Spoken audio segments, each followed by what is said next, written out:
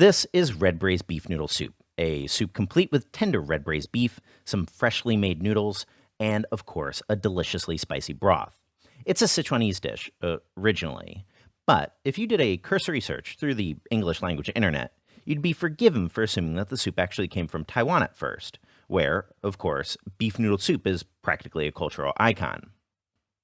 You see, the story goes that back in 48 and 49, as the nationalist forces retreated to Taiwan in the waning days of the Civil War, many of them fled to the island along with, well, as much of their family as they could.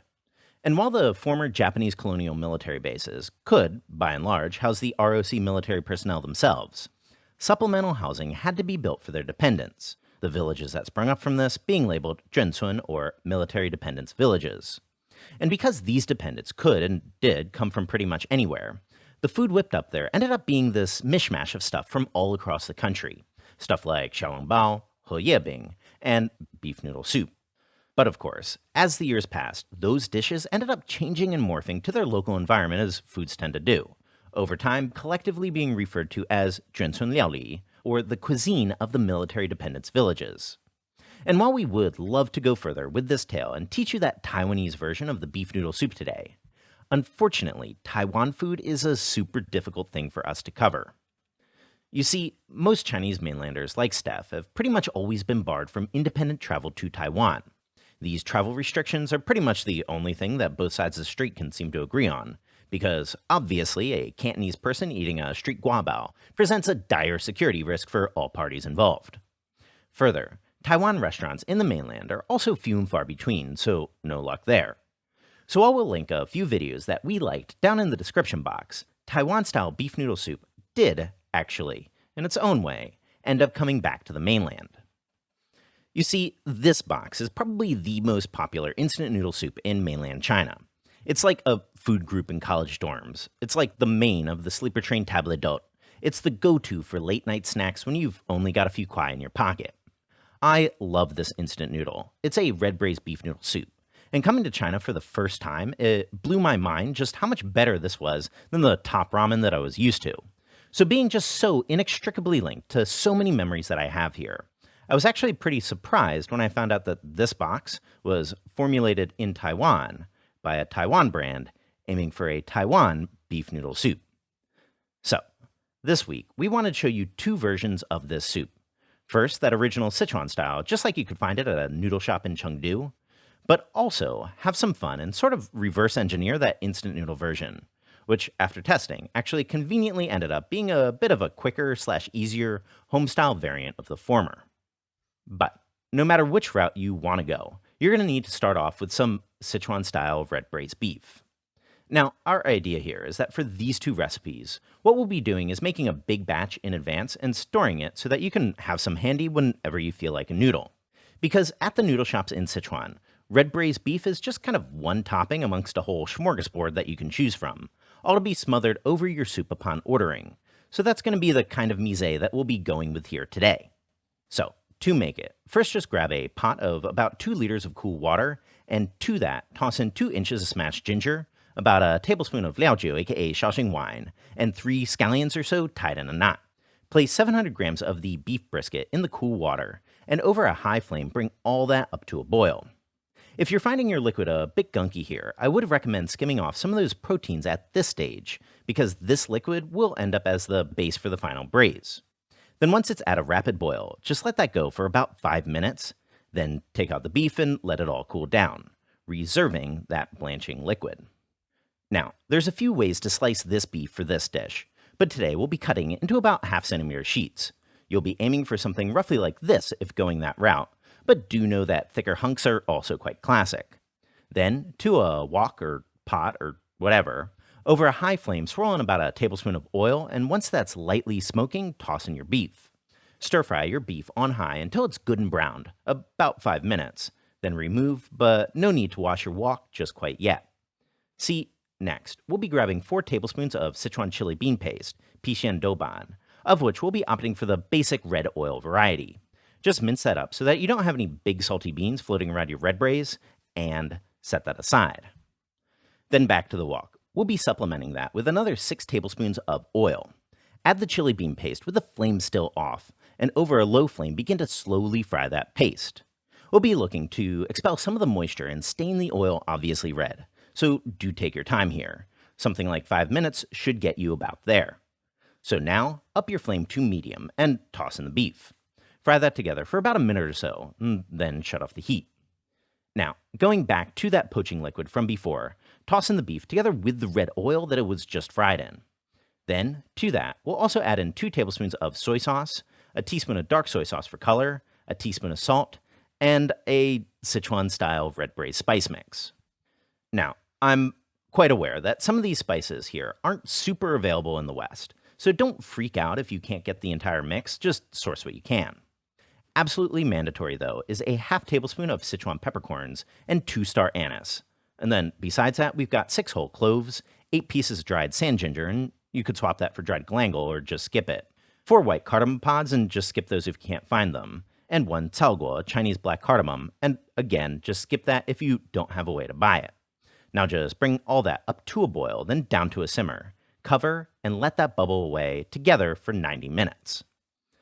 After that time, the beef should be tender, but you do still want some structural integrity here. We're not making a pulled beef after all.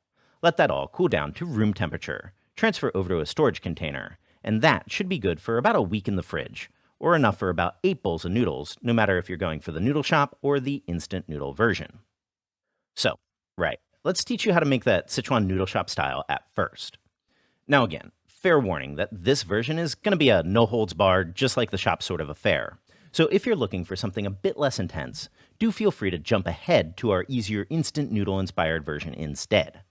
Because for this one, we're also going to want to sort some basic pork bone stock in advance, together with some toasted chili oil in advance, together with an optional but tasty topping of stewed peas, all together with some freshly made Sichuan-style alkaline noodles, because why stop at the 8-yard line?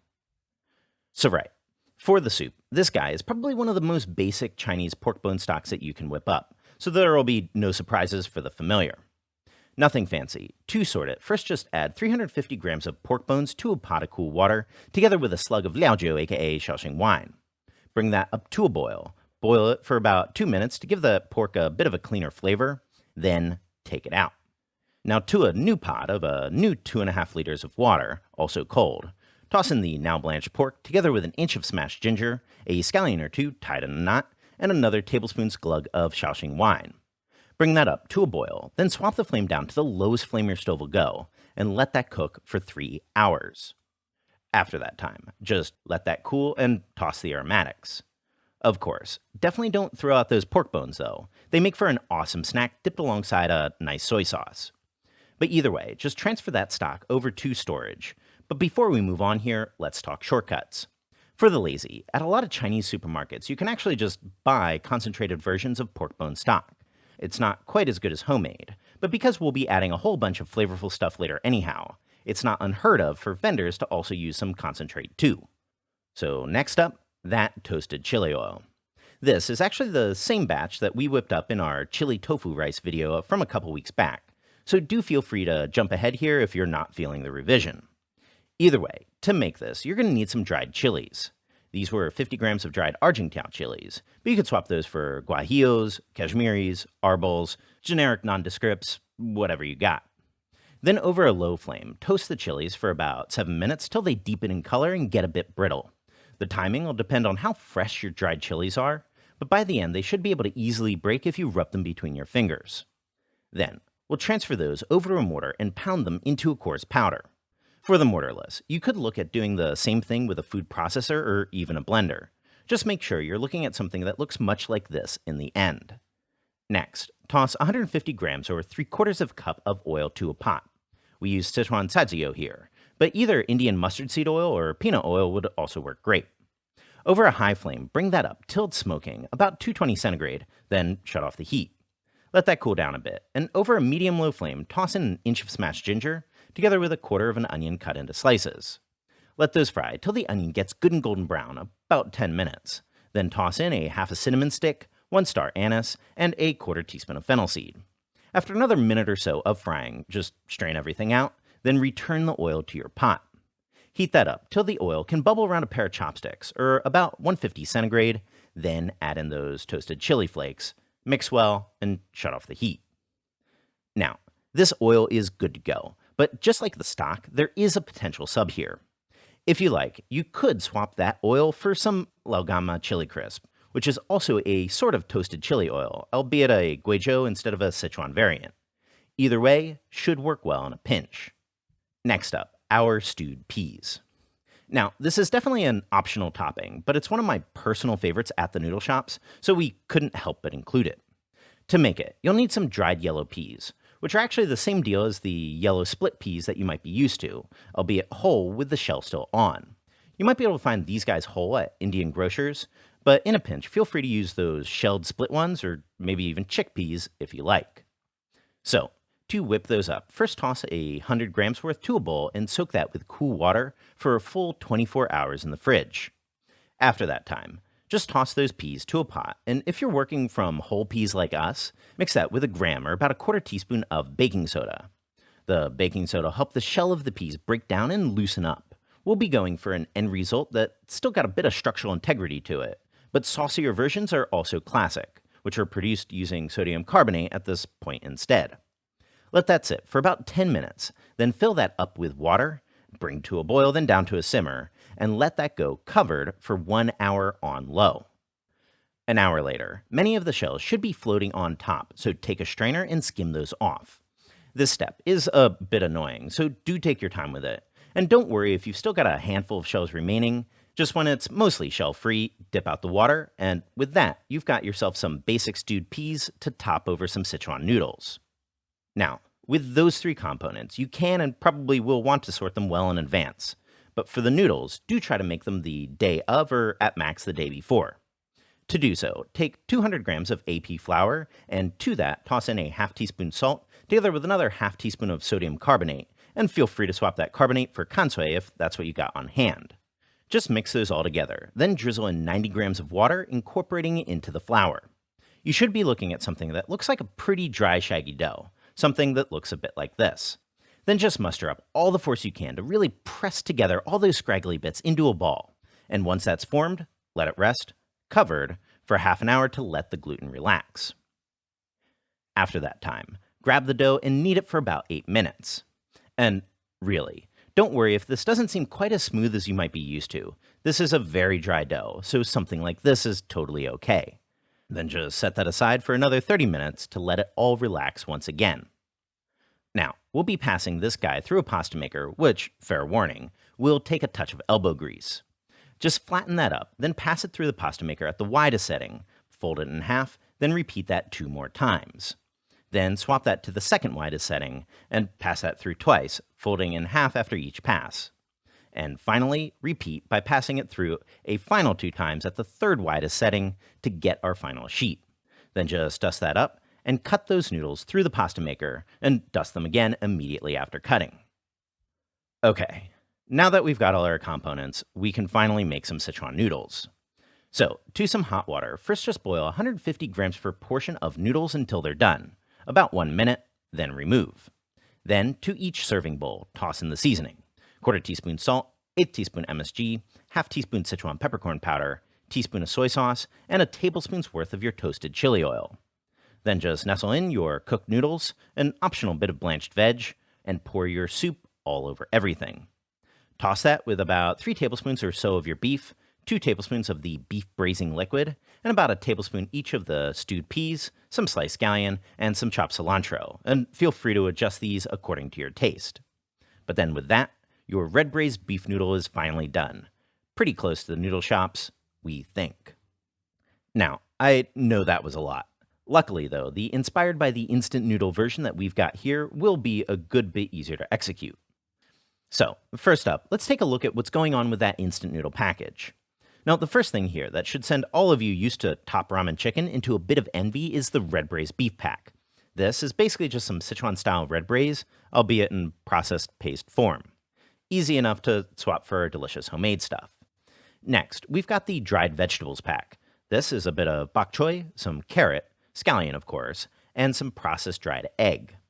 This dried egg is something that's meant for soups that's more or less mimicking the egg in an egg drop, but turning this soup into an egg drop felt kind of weird to us, so instead we'll be swapping that for a fried egg. And for the vegetable, we'll obviously just use some fresh vegetables. Then finally, the seasoning packet. Tasting this, the most noticeable components, besides the obvious bouillon powder, was its onion powder and its generous hit of white pepper. Going back and forth, to mimic these, we settled on a mix of 2 teaspoons of chicken bouillon powder, an 1/8 teaspoon salt, an 1/8 teaspoon white pepper powder, and a 1/16 teaspoon each onion powder, garlic powder, cayenne pepper, and MSG. This will be the seasoning quantity for 1 serving. So then, we'll be making 2 servings of these noodles today. So to a pot, toss in a ½ liter per serving. So here we got 1 liter. Bring that up to a boil and toss in your seasoning pack, because boiling with that pack just feels like the true essence of an instant noodle. Then just go in with your noodles of choice. This was just some gongzai mian, which are basically just some loose instant noodles that are available at the markets here in Guangdong, but feel free to swap those for whatever noodles you like. Then once your noodles are done, take them out and quickly blanch your carrots and your vegetable of choice. Then, to that liquid, toss in 3 tablespoons of the beef and 2 tablespoons of the beef liquid per serving to heat them up. So then, to serve all that, nestle in your fried egg, then pile a small handful of chopped scallions. Pour your soup all over everything, and with that, you've got yourself something that's still a pretty damn tasty beef noodle soup, I think. So when people make this dish at home, sometimes they will use the red braised liquid directly as the soup for their noodles. But in Sichuan, this red braised noodle soup, it's more of a noodle shop thing, and they would use stock for their noodles, and that's why we went with stock for both of our versions. So right, check out the recipe in the description box. A big thank you for everyone that's supporting us on Patreon, and of course, subscribe for more Chinese cooking videos.